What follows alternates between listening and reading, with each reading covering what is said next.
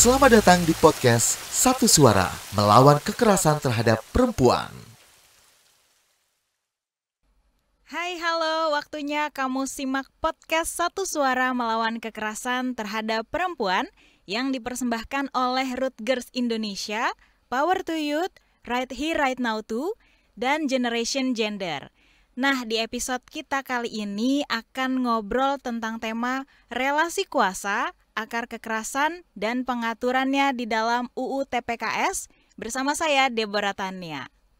Saat ini sedang banyak terjadi kekerasan seksual di sekitar kita.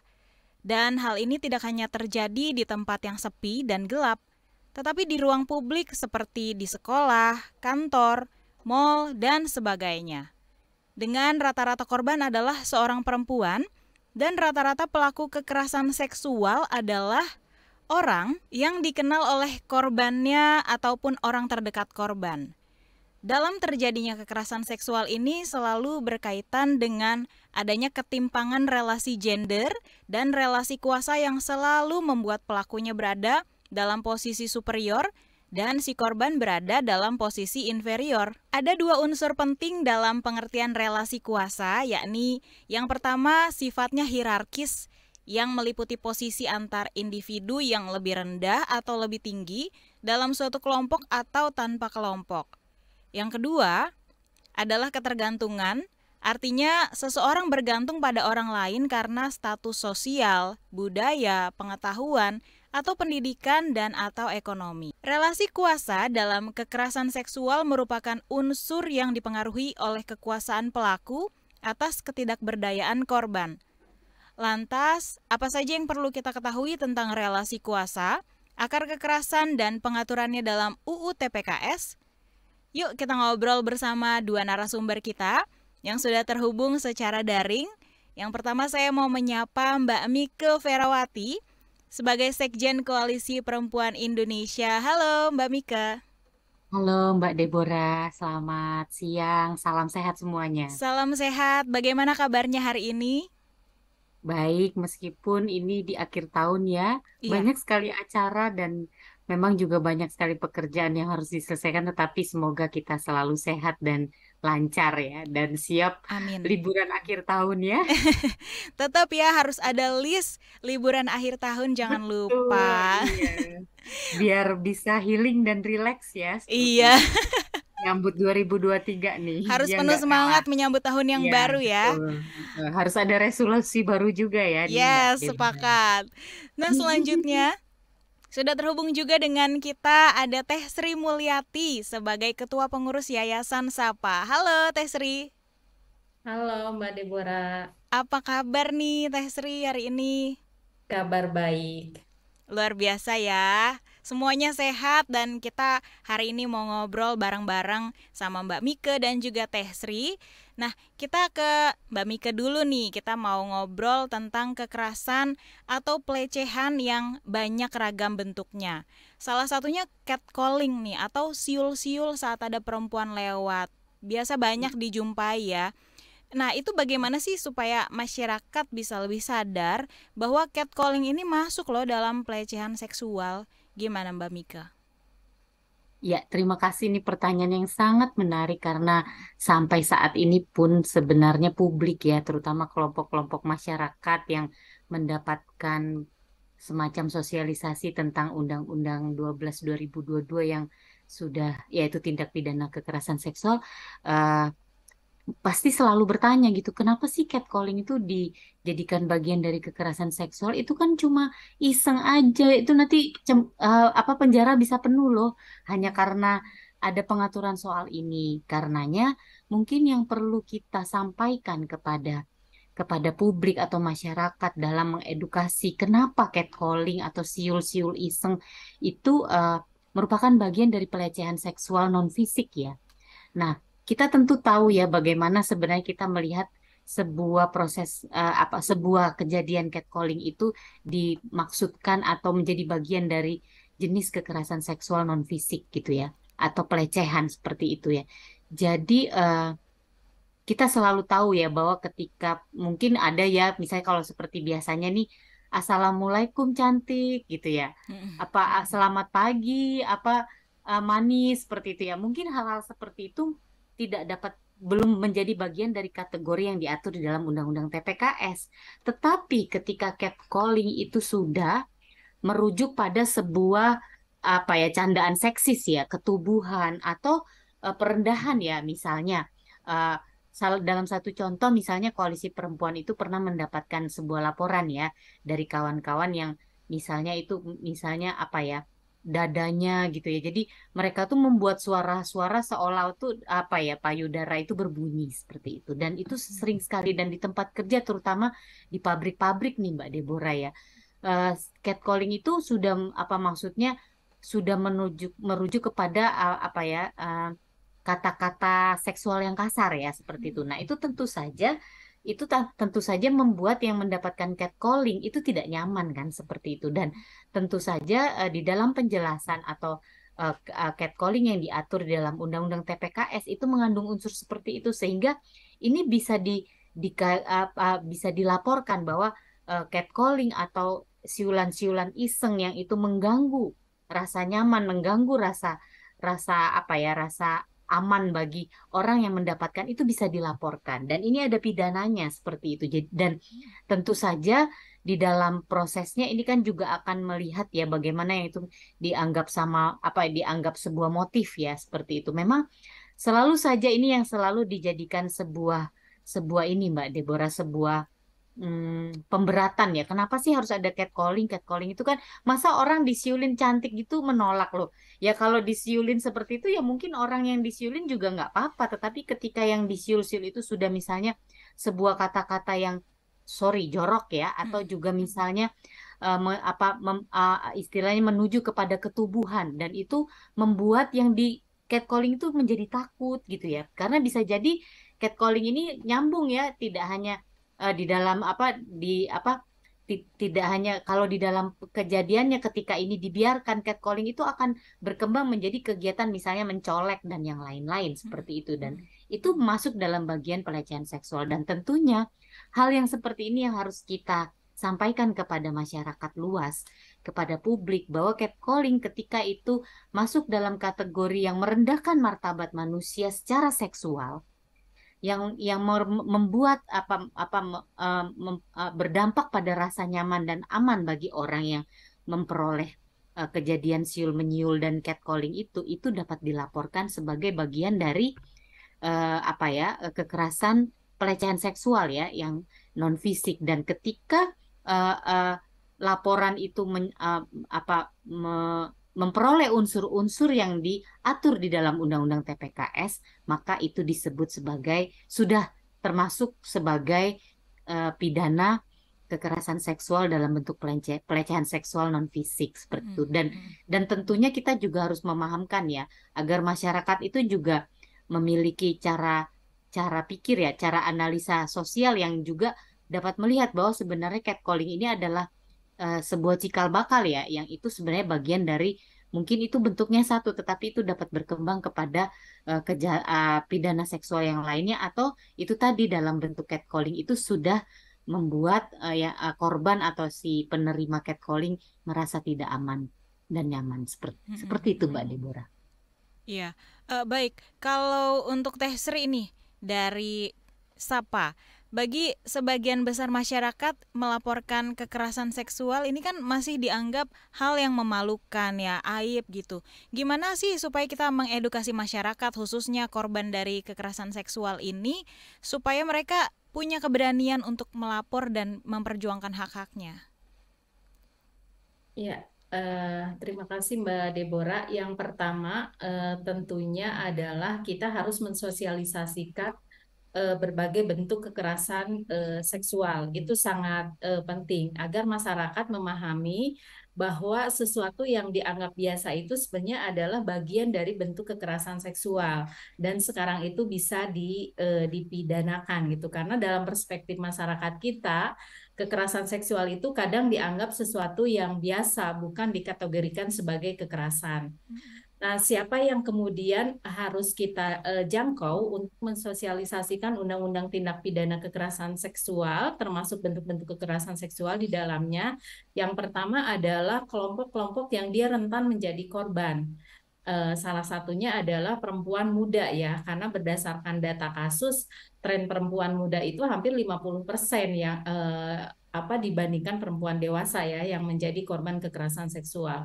Kemudian yang kedua adalah keluarga yang merupakan dia kelompok yang dikategorikan rentan mengalami kekerasan seksual, misalnya anggota keluarganya. Dalam perspektif lembaga layanan, salah satu kelompok yang rentan itu adalah kelompok masyarakat miskin. Kenapa mereka miskin? Karena kadang dalam rumahnya itu mereka tidak bersekat ya. Jadi seluruh anggota keluarga tidur dalam ruangan yang sama. Tentunya mereka harus mengantisipasi bagaimana caranya di antara anggota keluarga itu tidak kemudian beresiko mengalami kekerasan seksual yang dilakukan oleh anggota keluarga yang lainnya.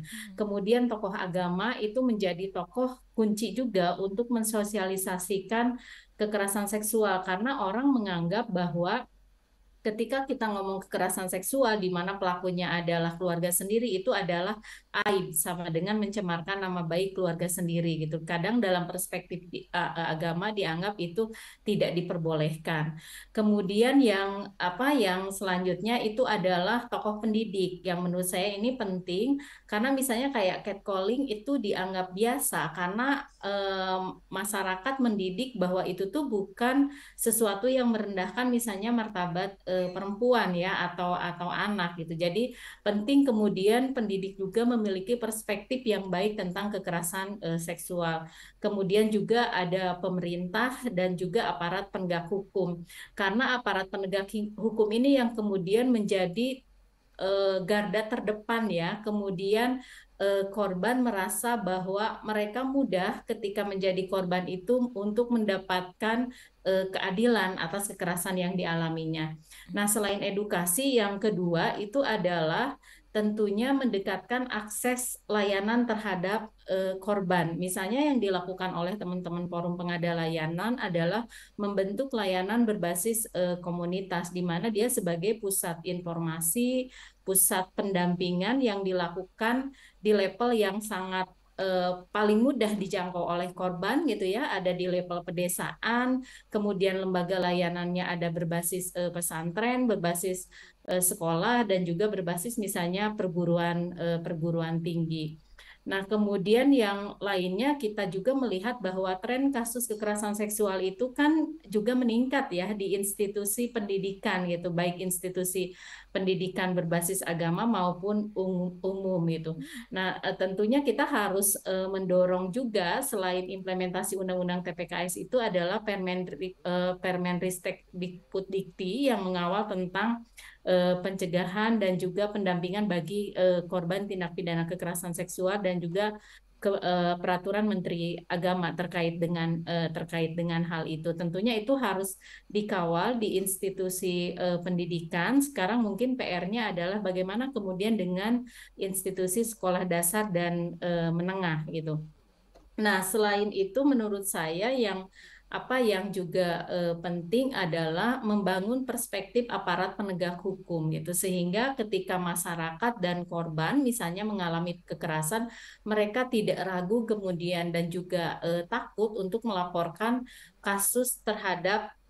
kasusnya terhadap pihak kepolisian gitu yang itu menurut saya juga penting untuk dipastikan kesiapan sarana dan prasarana maupun juga sumber daya manusia di aparat penegak hukumnya sehingga ketika korban melapor mereka kemudian tidak disalahkan, tidak mengalami kriminalisasi dan juga tidak mengalami stigma. Mungkin itu ya, Mbak.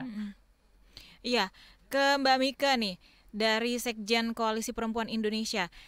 Kalau kekerasan seksual terkadang dianggap hal yang normal karena dianggap bercanda atau iseng. Hal ini kalau dibiarkan terus bisa menjadi yang namanya konstruksi sosial di masyarakat kita. Bagaimana dari KPI memandang hal tersebut, Mbak Mika? Ya, benar sekali. Salah satunya kenapa akhirnya kita melihat kekerasan seksual ini dalam kasus-kasus tertentu sebagai gunung es ya, Mbak. Tetapi sebenarnya yang perlu kita perjuangkan bersama selain kita juga sudah memiliki kebijakan terkait dengan pidana kekerasan seksual adalah bagaimana sebenarnya kita juga bisa merubah perspektif masyarakat atau publik yang semakin paham ya dan semakin kritis terhadap situasi-situasi kekerasan seksual yang itu dianggap biasa. Kita hidup di dalam budaya patriarki, kita hidup dalam budaya yang menyepelekan ya persoalan-persoalan kekerasan terhadap perempuan atau kekerasan seksual itu merupakan bentuk bagian yang sebenarnya itu biasa, tidak perlu dipermasalahkan. Tetapi ketika itu juga terus-menerus dan akhirnya berkembang menjadi sebuah kebiasaan yang menjadi kuat dan semakin merugikan dan menimbulkan banyak korban, tentunya ini akan menjadi sebuah gambaran betapa masyarakat kita itu tidak menghargai yang namanya martabat manusia ya, seperti itu. Bahwa ketika kita juga menyadari kita menghormati dan menghargai harkat martabat setiap orang dan sesama kita, tentunya perbuatan atau tindakan kekerasan seksual itu adalah menjadi salah satu bagian yang menandakan sampai sejauh mana peradaban kita, sampai sejauh mana masyarakat kita menyadari bahwa persoalan-persoalan itu sangatlah tidak sangatlah tidak menggambarkan bagaimana sebenarnya sebuah masyarakat atau sebuah budaya itu tuh betul-betul bisa menghargai yang namanya kemanusiaan itu tadi yang di dalamnya adalah martabat manusia seperti itu. Dan ini yang sebenarnya yang perlu kita perjuangkan, bahwa selain kita membuat sebuah kebijakan yang bisa menjadi acuan bahwa sekecil apapun kekerasan seksual itu dapat dilaporkan dan dapat memperoleh sanksi, itu memang ketika kita bicara soal hukum itu ada menimbulkan efek jera, tetapi jauh lebih besar daripada itu yang kita tuju di dalam upaya-upaya advokasi mengurangi kekerasan seksual adalah merubah budaya yang yang banal atau budaya yang biasa terhadap kekerasan seksual. Bahwa ketika kekerasan seksual itu juga dianggap sebagai keluhan pada kelompok-kelompok tertentu, ini juga yang perlu kita sampaikan bahwa kekerasan seksual itu bisa menjadi rentan pada siapapun, perempuan, laki-laki, terutama pada kelompok-kelompok yang rentan atau kelompok-kelompok yang selama ini juga tadi kalau Tesri bilang itu mereka rentan mengalami disabilitas, kelompok muda, anak-anak. Nah, ini kan menjadi sebuah gambaran buruk ketika itu tadi kalau mungkin dibahasakan sebagai konstruksi sosial, ini yang perlu kita rubah. Ini yang perlu kita kuatkan juga dalam bentuk kebijakan, sehingga ketika pidana sudah dibuat, sanksi sudah ada terkait dengan kekerasan seksual, maka kita juga perlu sebuah upaya lainnya, yaitu bagaimana merubah environment kita, merubah budaya hidup kita yang jauh lebih menghargai martabat manusia. Salah satunya tidak melakukan kekerasan seksual. Ini memang bukan sebuah pekerjaan yang mudah, karena itu tadi ya, kita hidup di dalam berkepanjangan ya, situasi-situasi yang membenarkan bahkan juga membuat menggarisbawahi bahwa kekerasan seksual itu adalah hal yang biasa. Ini yang perlu kita betul-betul kuatkan. Sebagian tadi sudah kita dengarkan dari Tesri bahwa siapa saja kelompok yang perlu kita dekati, tetapi konstruksi sosial ini juga harus dibarengi dengan bagaimana komitmen negara ya menjalankan undang-undang ini.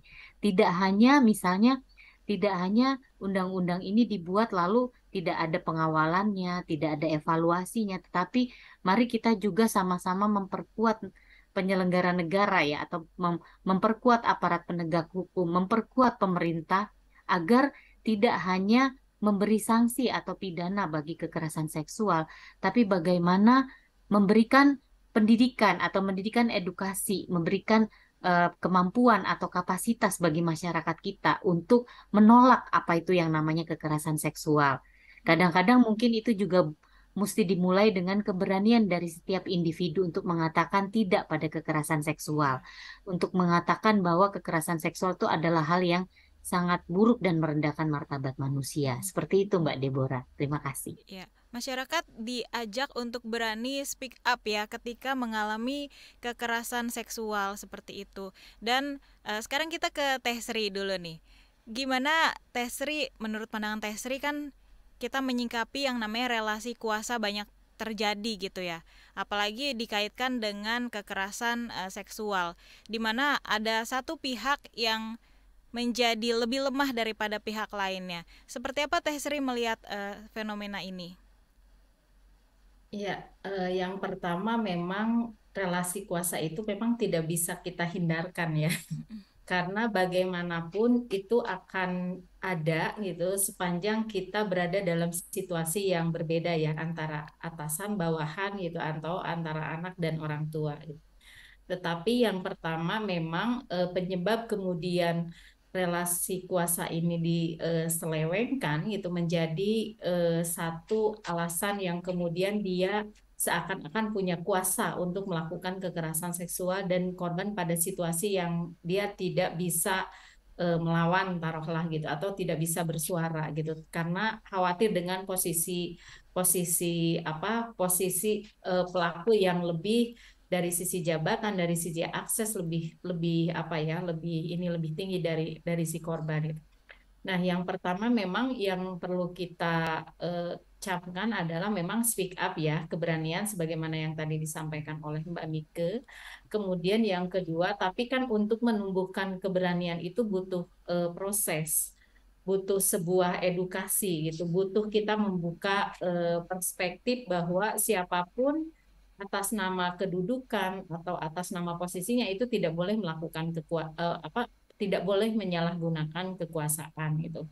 Dan Undang-Undang TPKS memberikan peluang ya melihat relasi kuasa itu sebagai sebuah perspektif yang dia menjadi salah satu faktor penyebab terjadinya kekerasan gitu sehingga kemudian di dalam Undang-Undang TPKS ini kan menambahkan bahwa ketika ada pihak-pihak yang kemudian dalam kasus kekerasan seksual menyalahgunakan kekuasaannya, maka dia ada penambahan hukuman gitu sepertiga. Nah, menurut saya ini adalah sebuah langkah maju ya, langkah progresif yang dilakukan melalui sebuah produk kebijakan dan ini perlu menurut saya diapresiasi gitu.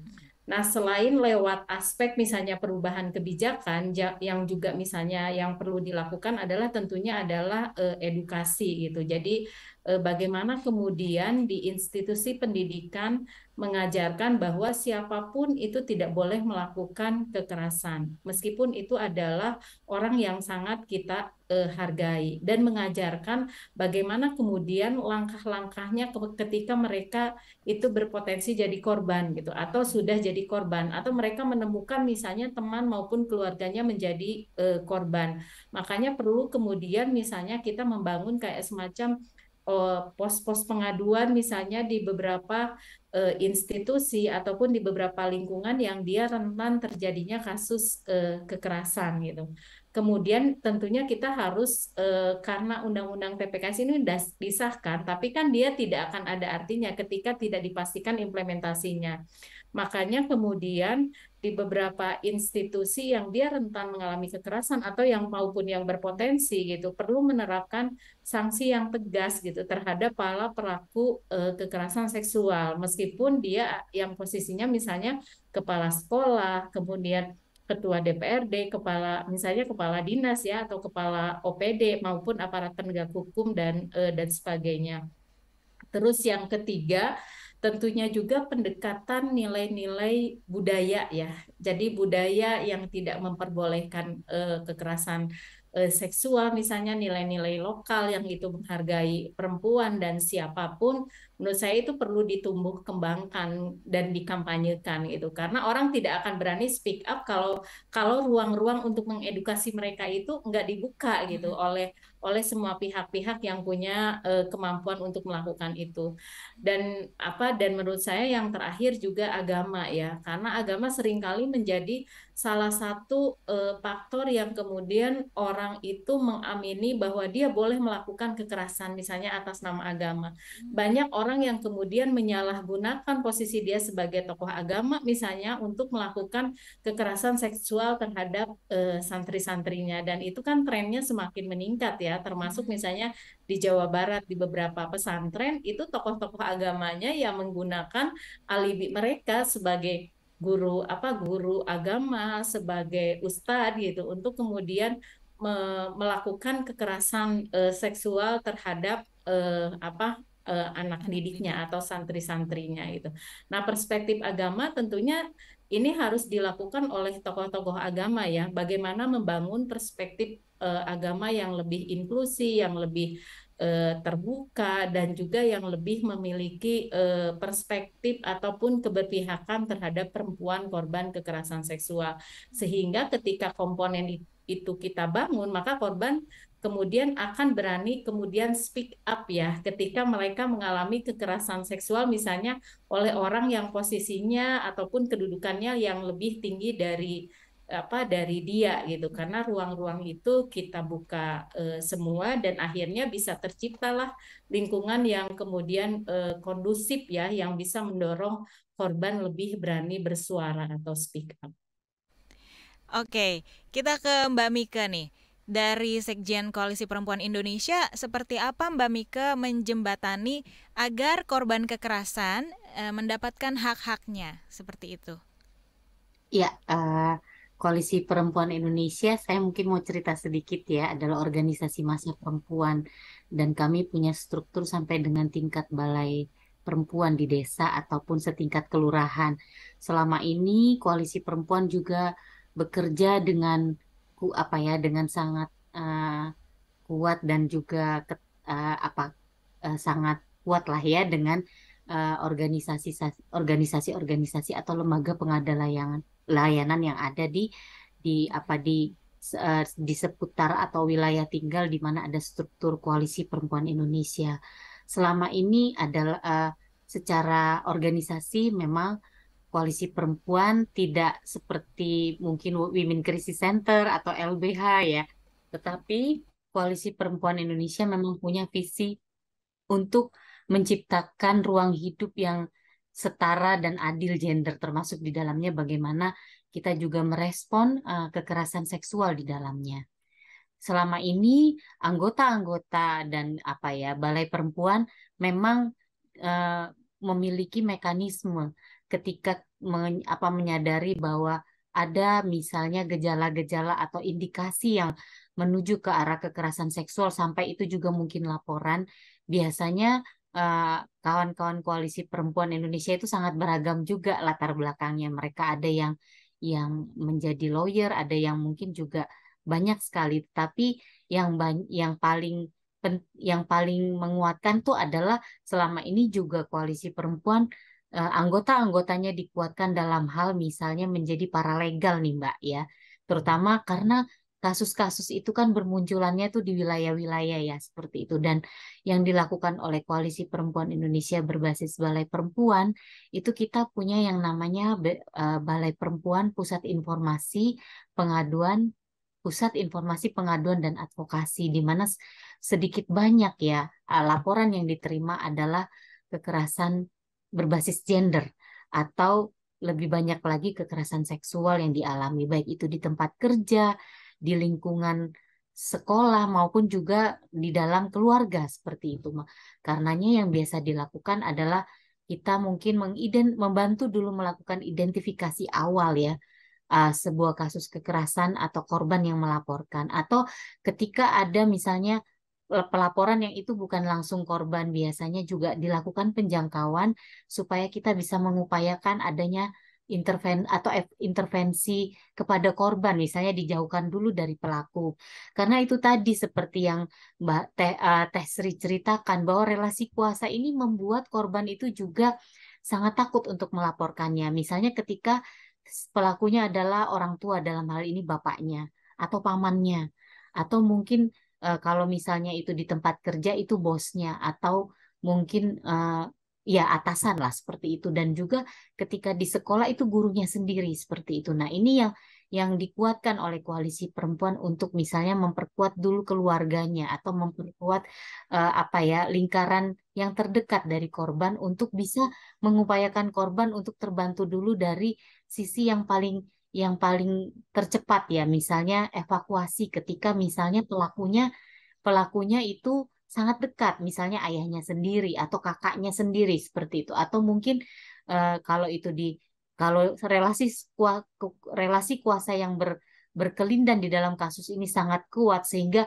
pun misalnya mengancam kepada korban sendiri untuk mendapatkan dampak yang jauh lebih besar dari pelaporan yang dia lakukan, misalnya penghentian kerja atau juga mungkin ancaman pembunuhan seperti itu. Maka ini yang perlu kita lakukan untuk sama-sama melakukan mekanisme rujukan.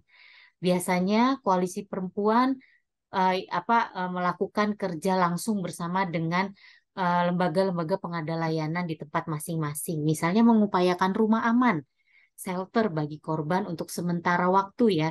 Dia dibuatkan jarak dulu atau dijauhkan dari pelaku atau juga melakukan pendampingan konseling seperti itu dilakukan sampai dengan bagaimana mengupayakan mekanisme rujukan misalnya ke P2TP2A atau saat ini namanya UPT-DPPA ya, dan juga bagaimana mengupayakan bantuan yang lebih jauh kepada korban, bantuan hukum, bantuan medis, psikologis, dan yang lain-lainnya.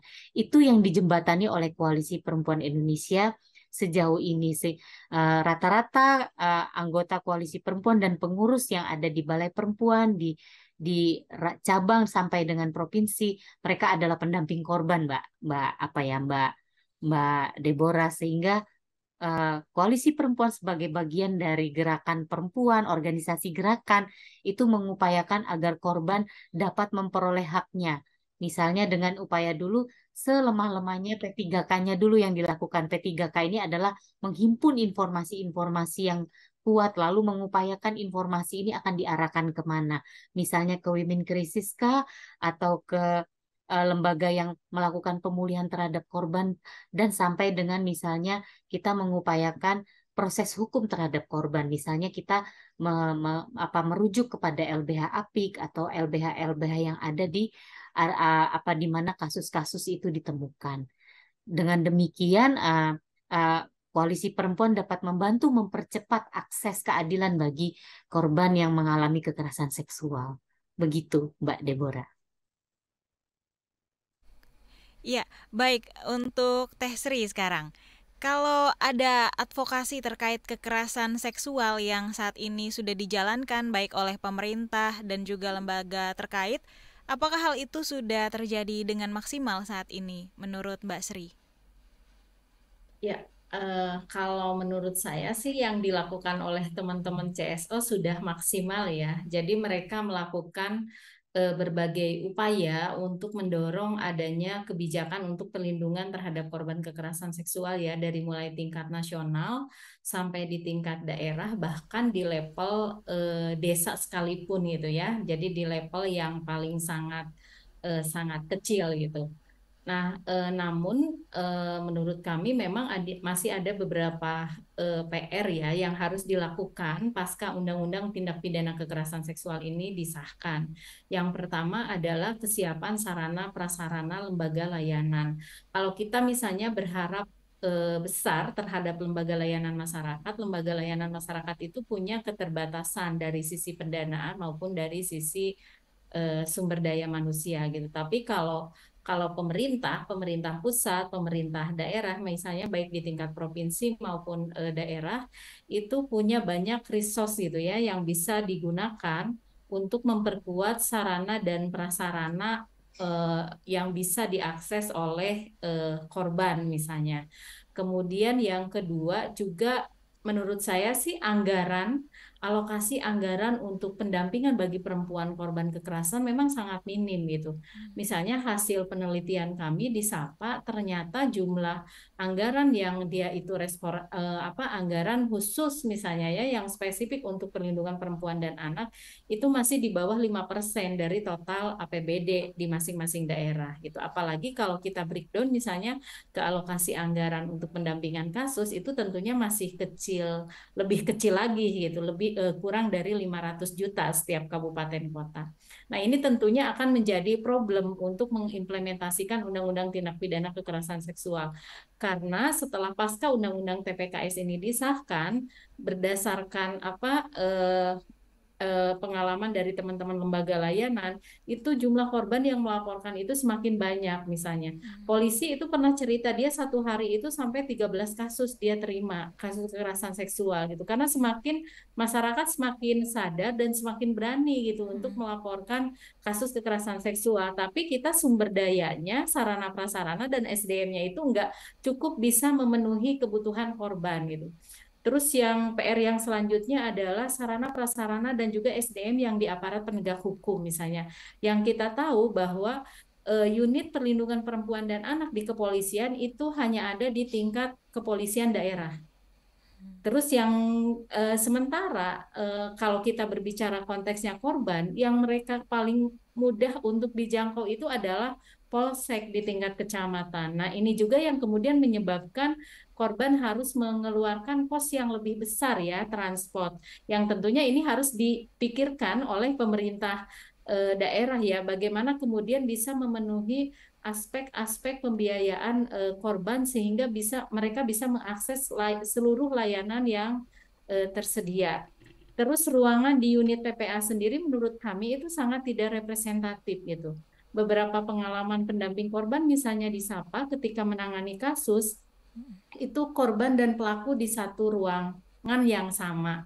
Belum lagi misalnya terkadang mereka harus duduk dengan pelaku kriminal yang lainnya gitu. Jadi mereka tidak punya privasi sama sekali gitu ya karena keterbatasan sarana prasarana yang ada di tingkat kepolisian Polres juga. Nah, kemudian di dalam Undang-Undang TPKS itu kan juga mengatur kekerasan seksual berbasis elektronik. Sementara misalnya peralatan untuk mengidentifikasi kasus-kasus kejahatan berbasis cyber itu adanya di tingkat Polda, di tingkat provinsi, kepolisian daerah provinsi. Yang tentunya korban akan semakin sulit untuk menjangkau untuk melaporkan kasusnya ke tingkat Polda gitu. Yang terjadi adalah mereka melaporkan dulu ke Polres, Polres kemudian baru merujuk ke Polda gitu. Jadi tetap ini prosesnya menjadi sangat panjang dan aksesnya sangat jauh untuk bisa dijangkau oleh korban. Nah, menurut kami ini adalah PR-nya lebih banyak di tingkat lembaga layanan dari pemerintah dan aparat penegak hukum yang tentunya itu harus terus dibenahi gitu. Dan yang selanjutnya juga terkait dengan perspektif aparat penegak hukum. Mereka masih memandang bahwa pendamping yang dia bukan lawyer itu kadang tidak diperbolehkan untuk mendampingi korban dari mulai proses penyidikan sampai proses misalnya di pengadilan gitu. Jadi ini sangat tergantung perspektif dari aparat penegak hukumnya. Meskipun di dalam Undang-Undang TPKS itu pendamping dari lembaga layanan masyarakat itu boleh terlibat dalam semua proses tahapan penyidikan sampai peradilan gitu. Tapi dalam faktanya di tingkat pada level implementasi itu masih sangat minim. Dan juga yang terakhir bahwa dalam misalnya kasus kekerasan seksual itu kan dia tidak boleh melalui mekanisme restoratif justice ya. Jadi meskipun udah ada undang-undang tindak pidana kekerasan seksual tapi masih banyak kemudian yang misalnya pihak-pihak tertentu kemudian memfasilitasi kasus-kasus kekerasan seksual itu dilakukan melalui mediasi gitu, tidak dilanjutkan proses hukumnya. Nah, tentunya ini masih banyak sekali PR-nya yang menurut kami ini akan menghambat terhadap implementasi dari Undang-Undang tindak pidana kekerasan seksual. Baik, untuk Mbak Mike dan juga Teh Sri nih, satu saja terakhir pesan dan harapan ke depan terhadap generasi muda atau orang muda terkait tema kita pada hari ini, relasi kuasa, akar kekerasan dan pengaturannya dalam UU TPKS. Seperti apa nih? Dari Mbak Mike dulu, lalu lanjut ke Teh Sri. Silakan. Ya, terima kasih nih closing statement ya Mbak Deborah. Ya. Saya rasa orang muda atau saat ini kelompok muda lah ya, apakah dia perempuan atau laki-laki, terus terang ini menjadi sebuah ujung tombak ya yang kuat untuk bagaimana memastikan uh, dunia atau ruang hidup yang bebas dari kekerasan berbasis gender atau secara lebih khusus lagi seksual. Mungkin karena logikanya seperti ini, kita mungkin tidak bisa melihat perubahan itu secara langsung seperti Teh Sri tadi bilang, ini bukan sebuah proses yang setahun 2 tahun atau mungkin 10, tetapi ini mungkin kita yang akan melihat perubahan yang kuat ini nanti mungkin 20 tahun atau 30 tahun ke depan. Bagaimana sebenarnya keberhasilan atau kesungguhan ya komitmen dari negara atau seluruh warga bangsa itu memastikan kekerasan seksual itu tidak lagi menjadi sebuah budaya yang dibenarkan di dalam kehidupan sehari-hari. Orang muda justru menjadi bagian yang sangat kuat meskipun orang muda juga bisa jadi kelompok yang rentan. Justru disinilah ruang yang harus diambil oleh kawan-kawan muda untuk terus melakukan upaya-upaya menyuarakan menyuarakan dan berani untuk speak out tadi ya. Karena orang muda saat ini sebenarnya kalau kita mau mengkaitkan ya, orang muda saat ini justru punya banyak kreativitas ya, punya banyak dan satu hal orang muda itu dekat sekali dengan tren yang saat ini muncul ya di era 4.0 ini ya. Orang muda paling megang. Jadi menurut saya orang muda itu tadi menjadi corong utama meskipun orang muda juga orang muda sekarang juga masih perlu dikuatkan harus ambil ruang dan berbaur dengan gerakan-gerakan yang sudah ada untuk sama-sama memperjuangkan ruang eh, ruang aman bagi dunia kita ya, kehidupan kita yang bebas dari kekerasan seksual. Itu Baik. saja Mbak Dita. Ya. Baik, sekarang kita ke Teh Sri nih. Gimana dari Teh Sri, pesan dan harapannya satu saja? Ya, kalau saya berharap tentunya orang muda bisa mengambil peran dan suara ya. Tapi orang dewasa juga harus memberikan ruang untuk itu gitu.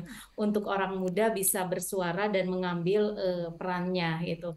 Karena menurut saya kreativitas orang muda itu sekarang sangat luar biasa, termasuk mereka banyak peran-peran strategis yang mereka lakukan dalam mendorong undang-undang TPKS ini kemudian bisa disahkan. Terus yang kedua menurut saya penting bagi mereka untuk membangun komunitas-komunitas orang muda di mana mereka bisa bersuara, mengembangkan kepemimpinan, kemudian ikut menyuarakan dalam proses pengambil kebijakan misalnya pada level desa. Dan menurut kami itu adalah sebuah hal yang sangat strategis misalnya seperti yang dilakukan oleh teman-teman Sapa dengan teman-teman Selendang Puan misalnya dengan mengembangkan pusat layanan komunitas yang itu diinisiasi dan digerakkan oleh orang muda untuk penguatan hak seksual dan kesehatan reproduksi. Dan menurut saya yang penting orang muda juga harus paham isu dan mereka melihat bahwa ada isu yang sangat erat kaitannya antara kekerasan seksual dan juga persoalan hak seksual dan kesehatan reproduksi orang muda yang saat ini pemenuhannya tentunya masih sangat minim. Itu aja sih Mbak. Oke, baik. Jadi yang saya ambil kesimpulan singkatnya dari pesan dan harapan Mbak Mike dan juga Teh Sri adalah kita harus berani speak up apabila kekerasan seksual terjadi dan juga kita harus memperlengkapi diri dengan undang-undang TPKS. Kita harus tahu apa saja yang menjadi hak dan kewajiban kita, khususnya perempuan, agar kita bisa terhindar dari yang namanya kekerasan seksual. Mbak Mike dan juga Teh Sri, saya mengucapkan terima kasih atas waktunya siang hari ini. Sudah mau berbincang-bincang dalam podcast yang dipersembahkan oleh Root Girls Indonesia, Power to Youth, Right Here Right Now Too, dan juga Generation Gender. Dan saya juga mengingatkan bagi Anda yang ingin mengirimkan email, memberikan masukan bisa ke podcast@kbrprime.id, tulis di bagian subjek podcast Satu Suara Melawan Kekerasan Terhadap Perempuan. Dan juga ikuti podcast yang cocok untuk curious minds kamu di www.kbrprime.id atau platform mendengarkan podcast lainnya. Sampai jumpa di episode selanjutnya. Saya Deborah Tania pamit. Salam.